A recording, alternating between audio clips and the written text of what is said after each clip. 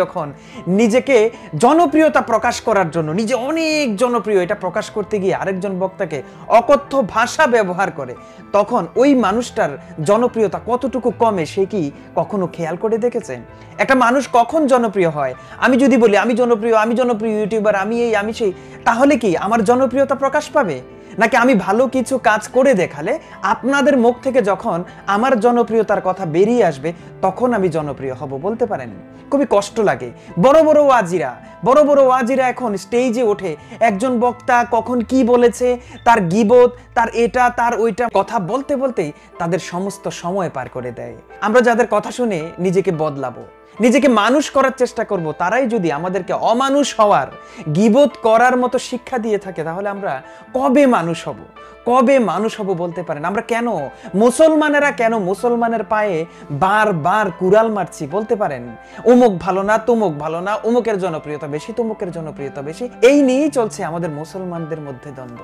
খুব ভালো করে খেয়াল করে দেখুন, আমাদের মুসলমানদের ভিতরে শিয়া সুন্নি এই সেই বিভিন্ন দলের মধ্যে কত দ্বন্দ্ব। আমাদের ইসলামটাকে রক্ষা করার জন্য যারা শক্তি সামর্থ্য নিয়ে বসে আছে, আমরা নিজেরাই এই দ্বন্দ্বগুলো করে করে আমাদের শক্তিগুলোকে একদম নরমাল করে ফেলছি। আর যারা ইহুদি আছে, যারা অন্য ধর্মের আছে, অথবা যারা ইসলামকে ধ্বংস করতে চায়, তারা খুব সহসায় আমাদেরকে ঘায়েল করতে পারে, যার একটি বাস্তব প্রমাণ আপনারা দুদিন আগে দেখলেন।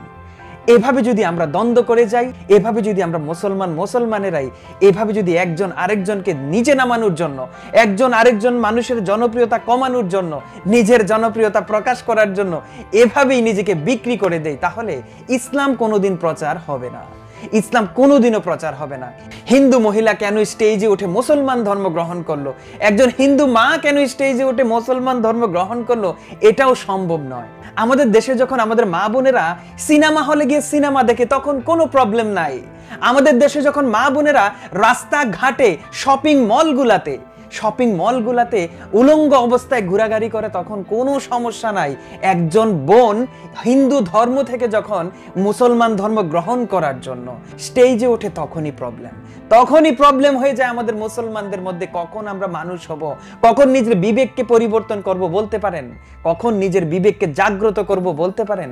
আমাদের মা বোনেরা যখন রাস্তাঘাটে ঘুরে, বোরকাবিহীন ঘুরে, পর্দাবিহীন ঘুরে, তখন কোনো প্রবলেম নাই। প্রবলেম শুধু হয় ওয়াজ মাহফিলের স্টেজে ওঠে কেউ যদি অন্য ধর্ম থেকে মুসলমান ধর্ম গ্রহণ করে, যখন তারা ভরসা পায় যে আমার সামনে তো লক্ষ লক্ষ মুসলমান আছে, আমার ভয় নাই, আমি যে গোত্রটা ছেড়ে আজকে চলে আসলাম সেই গোত্রের মানুষ যদি আমাকে খুন করতে চায়, তারা যদি আমার উপর অন্যায় অবিচার করতে চায়, তাহলে আমার সামনে লক্ষ লক্ষ মানুষ আছে, তারা তো দেখেছে আমি তাদেরকে সাক্ষী রেখে ইসলাম ধর্ম গ্রহণ করেছিলাম। এই ভরসাটা পাওয়ার জন্য হয়তোবা একটা হিন্দু বোন যে কিনা পর্দা কি জিনিস জানতো না, কালেমাটা পর্যন্ত জানতো না, সেই বোন পর্দা করে সমস্ত শরীর ঢেকে আমাদের ইসলাম ধর্ম গ্রহণ করার জন্য লক্ষ লক্ষ মানুষের সামনে দাঁড়িয়ে আপনাদেরকে সাক্ষী রেখে যখন ইসলাম ধর্ম গ্রহণ করে, তখনই প্রবলেম। আসলে প্রবলেম আর কত প্রবলেম তুলে ধরবো আমরা?